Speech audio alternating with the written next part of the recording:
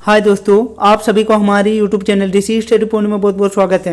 आज हम लोग क्लास 10 के 12 फरवरी को होने वाले सामाजिक विज्ञान के कुछ महत्वपूर्ण सवालों को देखेंगे। आज का हमारा ये वीडियो सेट 2 है।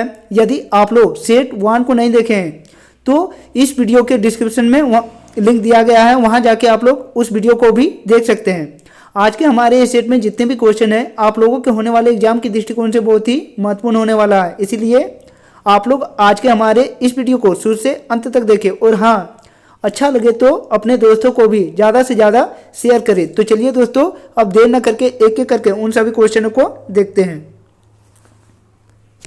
आज के हमारे इस सेट का पहला क्वेश्चन कह रहा है कि राष्ट्रवाद में एक निश्चित भौगोलिक क्षेत्र में रहने वाली जनता इनमें से किसके द्वारा जुड़ी होती है। पहला ऑप्शन समान संस्कृति, दूसरा ऑप्शन है समान इतिहास, तीसरा ऑप्शन है भाषा और लोक परंपरा, या चौथा ऑप्शन है इनमें से सभी।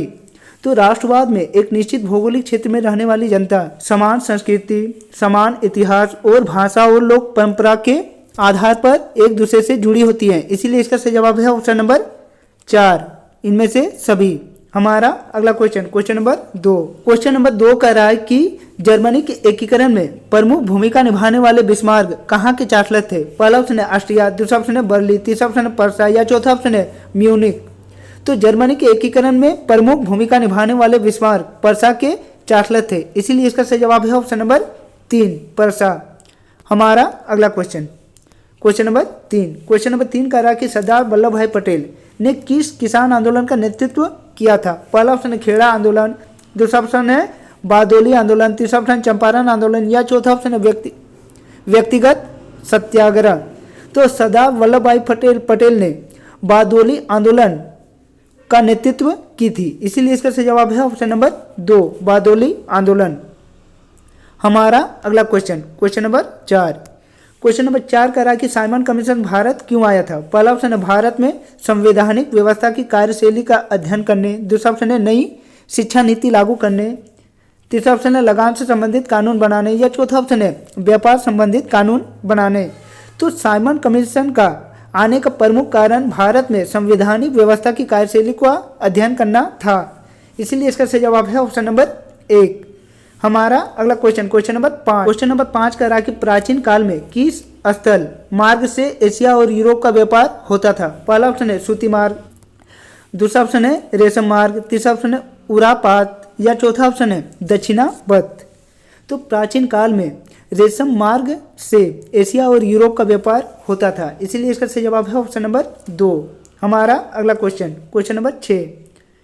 नंबर 6 कह रहा है कि गाड़ियों के उत्पादन के लिए असेंबली लाइन का प्रयोग अमेरिका में सबसे पहले किसने किया था। पहला ऑप्शन है एडिसन, दूसरा ऑप्शन है फिलिप्स, तीसरा ऑप्शन है रूजवेल्ट, या चौथा ऑप्शन है हेनरी फोर्ड। तो गाड़ियों के उत्पादन के लिए असेंबली लाइन का प्रयोग अमेरिका में सबसे पहले हेनरी फोर्ड ने की थी, इसलिए इसका सही जवाब है ऑप्शन नंबर 4। हमारा अगला क्वेश्चन नंबर 7 कह रहा है कि डॉन ऑफ द सेंचुरी नामक चित्र में किसका महिमा मंडल है। पहला ऑप्शन राष्ट्रवाद, दूसरा ऑप्शन प्रजातंत्र, तीसरा ऑप्शन है औद्योगिकरण, या चौथा ऑप्शन है संगीत। तो डॉन ऑफ द सेंचुरी नामक चित्र में औद्योगिकरण का महिमा मंडल किया गया था, इसीलिए इसका सही जवाब है ऑप्शन नंबर 3। हमारा अगला क्वेश्चन कह रहा है कि स्पिनिंग जेनी मशीन ने किस प्रक्रिया में वृद्धि की। पहला ऑप्शन कताई, दूसरा ऑप्शन बुनाई, तीसरा ऑप्शन छपाई, या चौथा ऑप्शन है रंगाई। तो स्पिनिंग जेनी मशीन कताई के क्षेत्र में वृद्धि की थी, इसीलिए इसका सही जवाब है ऑप्शन नंबर 1, कताई। हमारा अगला क्वेश्चन नंबर 9 कह रहा है कि भारत में पहला प्रिंटिंग प्रेस किसके द्वारा लगाया गया था। पहला ऑप्शन है फ्रांसीसियों द्वारा, दूसरा ऑप्शन है पुर्तगालियों द्वारा, तीसरा ऑप्शन है डचों द्वारा, या चौथा ऑप्शन है अंग्रेजों द्वारा। तो भारत में पहला प्रिंटिंग प्रेस पुर्तगालियों द्वारा लगाई गई थी, इसीलिए इसका सही जवाब है ऑप्शन नंबर 2। हमारा अगला क्वेश्चन नंबर 10 कह रहा है कि गेली क्या है। पहला ऑप्शन है धातुई फ्रेम, दूसरा ऑप्शन है चर्म पत्र, तीसरा ऑप्शन है ताम्र पत्र, या चौथा ऑप्शन है पांडुलिपि। तो गेली एक धातुई फ्रेम को कहा जाता था, इसीलिए इसका सही जवाब है ऑप्शन नंबर 1, धातुई फ्रेम। हमारा अगला क्वेश्चन कह रहा है कि यदि सरकार के विभिन्न अंगों विधायिका, कार्यपालिका और न्यायपालिका के बीच सत्ता का बंटवारा रहता है तो उसे सत्ता का डैश वितरण कहा जाता है। पहला ऑप्शन है क्षैतिज, दूसरा ऑप्शन ऊर्ध्वाधर, तीसरा ऑप्शन दबाव समूह या चौथा ऑप्शन है सामुदायिक। तो जब सरकार के विभिन्न अंग जैसे विधायिका, कार्यपालिका और न्यायपालिका के बीच सत्ता का बंटवारा रहता है तो उसे हम लोग क्षैतिज वितरण कहते हैं। इसीलिए इसका सही जवाब है ऑप्शन नंबर 1। हमारा अगला क्वेश्चन कह रहा है कि भारतीय संघ में इस समय है। पहला ऑप्शन है 25 राज्य और 6 संघीय क्षेत्र, दूसरा ऑप्शन है 28 राज्य और 8 संघीय क्षेत्र, तीसरा ऑप्शन है 26 राज्य और 7 संघीय क्षेत्र या चौथा ऑप्शन है 28 राज्य और 6 संघीय क्षेत्र। तो भारतीय संघ में वर्तमान में 28 राज्य और 8 संघीय क्षेत्र हैं। इसीलिए इसका सही जवाब है ऑप्शन नंबर 2। हमारा अगला क्वेश्चन कह रहा है कि मेक्सिको ओलंपिक की कहानी किस आंदोलन से संबंधित था। पहला ऑप्शन है अश्वेत शक्ति आंदोलन, दूसरा ऑप्शन है नारीवादी आंदोलन, तीसरा ऑप्शन है नागरिक अधिकार आंदोलन या चौथा ऑप्शन है नस्लाभेद आंदोलन। तो मेक्सिको ओलंपिक की कहानी अश्वेत शक्ति आंदोलन से संबंधित थी। इसलिए इसका सही जवाब है ऑप्शन नंबर 1। हमारा अगला क्वेश्चन नंबर 14 कह रहा है कि संविधान की किस अनुच्छेद द्वारा अस्पृश्यता को समाप्त कर दिया गया है। पहला ऑप्शन है अनुच्छेद 16, दूसरा ऑप्शन है अनुच्छेद 15, तीसरा ऑप्शन है अनुच्छेद 18 या चौथा ऑप्शन है अनुच्छेद 17। तो संविधान के अनुच्छेद 17 द्वारा अस्पृश्यता को समाप्त कर दिया गया है। इसीलिए इसका सही जवाब है ऑप्शन नंबर 4। हमारा अगला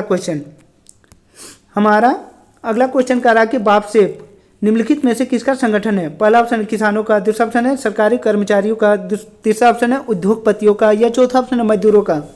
तो बापसेप एक सरकारी कर्मचारियों का संगठन है। इसीलिए इसका सही जवाब है ऑप्शन नंबर 2, सरकारी कर्मचारियों का।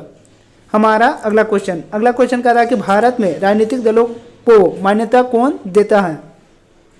पहला ऑप्शन है राष्ट्रपति, दूसरा ऑप्शन है संसद, तीसरा ऑप्शन है उच्चतम न्यायालय या चौथा ऑप्शन है चुनाव आयोग। तो भारत में राजनीतिक दलों को चुनाव आयोग मान्यता देती है। इसलिए इसका सही जवाब है ऑप्शन नंबर 4, चुनाव आयोग। हमारा अगला क्वेश्चन कह रहा है कि लोकतांत्रिक सरकार होती है। पहला ऑप्शन है उत्तरदायी सरकार, दूसरा ऑप्शन जिम्मेदारी सरकार, तीसरा ऑप्शन वैध सरकार या चौथा ऑप्शन उपरोक्त सभी। तो लोकतांत्रिक सरकार उत्तरदायी सरकार, जिम्मेदारी और वैध सरकार के रूप में होती है। इसीलिए इसका सही जवाब है ऑप्शन नंबर 4, उपरोक्त सभी। हमारा अगला क्वेश्चन नंबर 18 कह रहा है कि लोगों को राजनीतिक सुधार लागू करने में और सशक्त बनाने वाला कौन सा अधिनियम श्रेष्ठतम है। पहला ऑप्शन है सूचना का अधिकार, दूसरा ऑप्शन स्वतंत्रता का अधिकार, तीसरा ऑप्शन शिक्षा का अधिकार या चौथा ऑप्शन है समानता का अधिकार। तो लोगों को राजनीतिक सुधार लागू करने में और सशक्त बनाने वाला सूचना का अधिकार सर्वश्रेष्ठ है। इसीलिए इसका सही जवाब है ऑप्शन नंबर 1। हमारा अगला क्वेश्चन कह रहा है कि निम्नलिखित में से किस राजनीतिक संस्था में महिलाओं के लिए सीटें आरक्षित है। पहला ऑप्शन है लोकसभा, दूसरा ऑप्शन विधानसभा, तीसरा ऑप्शन है पंचायत राज या चौथा ऑप्शन है उपरोक्त सभी। तो इनमें से जो पंचायती राज हैं वहाँ महिलाओं के लिए सीटें आरक्षित है। इसीलिए इसका सही जवाब है ऑप्शन नंबर 3, पंचायती राज। हमारा अगला क्वेश्चन कह रहा है कि नर्मदा बचाओ आंदोलन का नेतृत्व किसने किया था। पहला ऑप्शन है बिरसा करात, दूसरा ऑप्शन है मेधा पाटेकर, तीसरा ऑप्शन है सोनिया गांधी या चौथा ऑप्शन है मायावती। तो नर्मदा बचाओ आंदोलन का नेतृत्व मेधा पाटेकर ने की थी। इसीलिए इसका सही जवाब है ऑप्शन नंबर 2, मेधा पाटेकर। हमारा अगला क्वेश्चन कह रहा है कि समयाता के आधार पर संसाधन कितने प्रकार की होती है। पहला ऑप्शन है 2, दूसरा ऑप्शन है 3, तीसरा ऑप्शन है 4 या चौथा ऑप्शन है इनमें से कोई नहीं। तो समयाता के आधार पर संसाधन को 2 भागों में बांटी जाती है। इसीलिए इसका सही जवाब है ऑप्शन नंबर 1। हमारा अगला क्वेश्चन नंबर 22 कह रहा है कि किस राज्य में काली मृदा मुख्य रूप से नहीं पाई जाती है। पहला ऑप्शन है महाराष्ट्र, दूसरा ऑप्शन है गुजरात, तीसरा ऑप्शन है मध्य प्रदेश या चौथा ऑप्शन है राजस्थान। तो इनमें से जो राजस्थान राज्य है वहाँ काली मृदा नहीं पाई जाती है। इसीलिए इसका सही जवाब है ऑप्शन नंबर 4। हमारा अगला क्वेश्चन कह रहा है कि भारत में जैव विभिन्नता को कम करने वाले कारक कौन है। पहला ऑप्शन है वन्य जीव के आवास का विनाश, दूसरा ऑप्शन है वन्य जीव को मारना या शिकार करना, तीसरा ऑप्शन है पर्यावरणीय प्रदूषण एवं दावा नल, या चौथा ऑप्शन है उपरोक्त सभी। तो भारत में जैविक विभिन्नता को कम करने के लिए यह सभी कारक निर्भर करती हैं, इसीलिए इसका सही जवाब है ऑप्शन नंबर 4।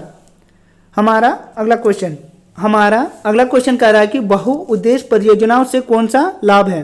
पहला ऑप्शन है बाढ़ पर नियंत्रण, दूसरा ऑप्शन है सिंचाई की सुविधा, तीसरा ऑप्शन है जल विद्युत उत्पादन, या चौथा ऑप्शन है उपरोक्त सभी। तो बहुउद्देश्य परियोजनाओं का उद्देश्य अनेक प्रकार की होती हैं, जैसे बाढ़ पर नियंत्रण, सिंचाई की सुविधा, मत्स्य पालन, जल विद्युत उत्पादन। इसीलिए इस सवाल का सही जवाब होगा ऑप्शन नंबर 4, उपरोक्त सभी। हमारा अगला क्वेश्चन कह रहा है कि चाय, कॉफी, रबर, गन्ना, केला आदि किस तरह की फसलें हैं। पहला ऑप्शन है दलहन फसलें, दूसरा ऑप्शन है तिलहन फसलें, तीसरा ऑप्शन है रोपण फसलें, या चौथा ऑप्शन है मोटे अनाज। तो चाय, कॉफी, रबर, गन्ना आदियों को रोपण फसलें कहते हैं, इसलिए इसका सही जवाब है ऑप्शन नंबर 3, रोपण फसलें। हमारा अगला क्वेश्चन नंबर 26 कह रहा है कि भारत में धान की खेती मुख्य रूप से किस प्रकार की फसल ऋतु में की जाती है। पहला ऑप्शन है खरीफ, दूसरा ऑप्शन है रबी, तीसरा ऑप्शन है जायद, या चौथा ऑप्शन है रबी और जायद।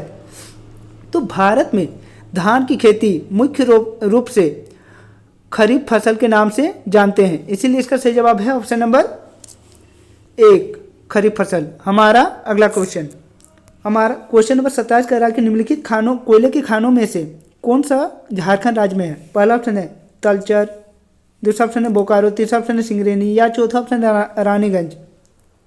तो इनमें से जो बोकारो कोयला खान है वह झारखंड में स्थित है, इसीलिए इसका सही जवाब है ऑप्शन नंबर 2। हमारा अगला क्वेश्चन नंबर 28 कह रहा है कि निम्नलिखित में से कौन एक आधारभूत उद्योग है। पहला ऑप्शन है चीनी उद्योग, दूसरा ऑप्शन है लोहा इस्पात उद्योग, तीसरा ऑप्शन है सूती वस्त्र उद्योग, या चौथा ऑप्शन है उर्वरक उद्योग। तो इनमें से जो लोहा इस्पात उद्योग है वह एक आधारभूत उद्योग है, इसीलिए इसका सही जवाब है ऑप्शन नंबर 2। हमारा अगला क्वेश्चन कह रहा है कि कारखानों द्वारा निष्कासित 1 लीटर अवशिष्ट से लगभग कितना गुना जल दूषित होती है। पहला ऑप्शन है 3 गुना, दूसरा ऑप्शन है 5 गुना, तीसरा ऑप्शन है 8 गुना, या चौथा ऑप्शन है 10 गुना। तो कारखानों द्वारा निष्कासित 1 लीटर अवशिष्ट से लगभग 8 गुना जल दूषित होती है, इसीलिए इसका सही जवाब है ऑप्शन नंबर 3, 8 गुना। हमारा अगला क्वेश्चन नंबर 30 और हमारे सेट का आखिरी क्वेश्चन कह रहा है कि निम्नलिखित में से सड़क परिवहन के बारे में कौन सा कथन असत्य है। पहला ऑप्शन है सड़क घर घर सेवाएं उपलब्ध कराती हैं, दूसरा ऑप्शन है उबड़ खाबड़ भूमि पर भी बनाई जा सकती हैं, तीसरा ऑप्शन है सड़क परिवहन अन्य परिवहन के साधनों के लिए कड़ी का कार्य करती हैं, या चौथा ऑप्शन है रेलवे की अपेक्षा लागत बहुत अधिक है। तो इनमें से जो चौथा कथन है वह सड़क परिवहन के लिए असत्य है कि रेलवे की अपेक्षा लागत बहुत अधिक है, इसीलिए इसका सही जवाब है ऑप्शन नंबर 4। तो दोस्तों यदि आप लोगों को आज का हमारा ये वीडियो अच्छा लगा हो तो अपने दोस्तों को भी ज़्यादा से ज़्यादा शेयर करें, और हाँ यदि आप लोग हमारे इस चैनल में नए आए हैं तो हमारे इस चैनल को सब्सक्राइब कर ले और बेल आइकन को दबा ले। तो चलिए दोस्तों और एक नए वीडियो के साथ फिर मिलते हैं, तब तक के लिए बाय।